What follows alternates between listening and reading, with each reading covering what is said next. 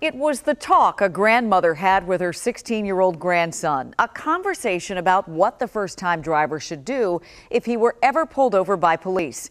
My Special Assignment Unit report tells how that chat motivated the mother, grandmother, and Virginia lawmaker to push for a change to keep traffic stops from ending tragically for young drivers. Sure you look to your left and your right. Turn your windshield wiper on too. I would say my biggest concern would be a police officer pulling them over. Steering wheel good enough for you? He grabs them or something and, something escalates.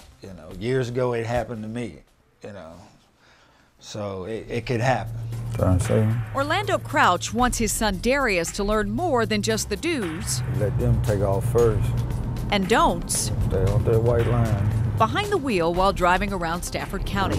Dad is confident his 15-year-old will obey the rules of the road, but both father and son share a fear of an unexpected police encounter that could turn deadly. Young black people are just getting killed or injured for no reason. They point to cases covered in the news and shared on social media. A turn signal not made is a big enough of a crime for you to feel like you need to take out your service pistol. As proof, especially encounters involving black males. It's not fair, and I feel like we should all know the correct way to solve this. The solution was found 109 miles south of D.C., in the state capital of the Commonwealth of Virginia. Knowledge is power. A knowledge Virginia State Delegate Joanne Ward says all young drivers should be empowered with if they get stopped by police. I knew that there had to be an answer. The answer came once her grandson got his learner's permit. That's when she knew it was time to have the talk with him, the same one she gave her 3 sons decades ago.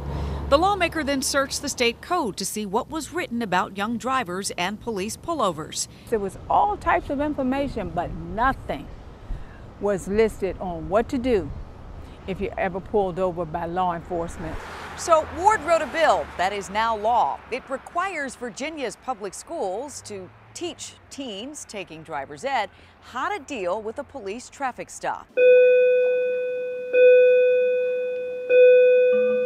Hi guys.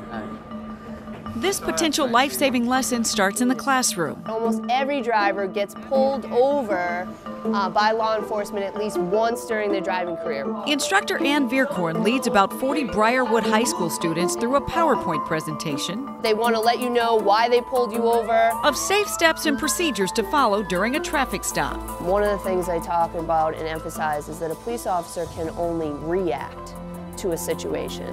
It's the actions of the driver in the car that sets the stage for how things go during the traffic stop. So guys, we're gonna be over here. It's here in the school's parking lot where some of the 10th graders. Here we go. Traffic stop, Virginia.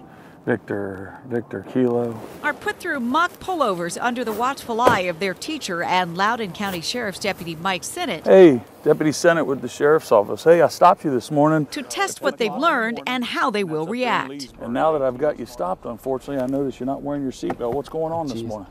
Sorry, sir. I was kind of late to class, so I just hopped in, forgot to put on the seatbelt. Whether or not you feel the traffic stop was justified. I'm sorry, but I was just trying to get home before curfew. Think about your safety. Follow whatever it is that the officer is telling you to do with the idea in mind that that's going to be the safest decision for yourself. Like keeping their hands in view and not moving around and staying calm and not getting out of the car. Any reason for the speed this morning? Unfortunately, I have a job to do. You had 2 violations. I did write you a summons, okay? I went back, looked at the registration. The tags expired in August. God. Okay? So, not the end of the world. The sheriff's deputy doesn't soft pedal the drill. You don't know how it's going to go or how you're going to react to the situation. Critics and skeptics say teaching young drivers to comply with law enforcement does not necessarily save lives. People could be in the trunk. Retired cop Eric Paul now instructs young drivers on safe steps to follow during a traffic stop. Eric, because of your walk in the world, do you still worry about young people who look like you, even if they take this course, that these traffic stops may not end the way you want them to? I worry about people in general because the fear of the police in the unknown, in the mindset of people, anything can happen. He tells the future drivers to remember the 2 C's. A conversation versus a confrontation. Police are stopping you to talk, not to confront you. Has this exchange changed maybe how you feel about police officers? Yeah, I mean, I used to think that I should be a little wary, but now I know that as long as I do what I'm supposed to do, I'll always be 100% safe. You gotta kind of stop and kind of creep out there a little bit. As for new driver Darius, his dad hopes the education and traffic stops will be an extra layer of protection when his son is driving alone. So hopefully it would teach them to try to relax, you know, and hopefully abide, you know, what the police officer's saying and try to get out of that situation. Even though the traffic stop curriculum is drawing mixed reactions, there is agreement that the goal is to get young drivers to and from their destinations safely. Activists argue that it's just as important to educate police officers, not to be biased against certain people.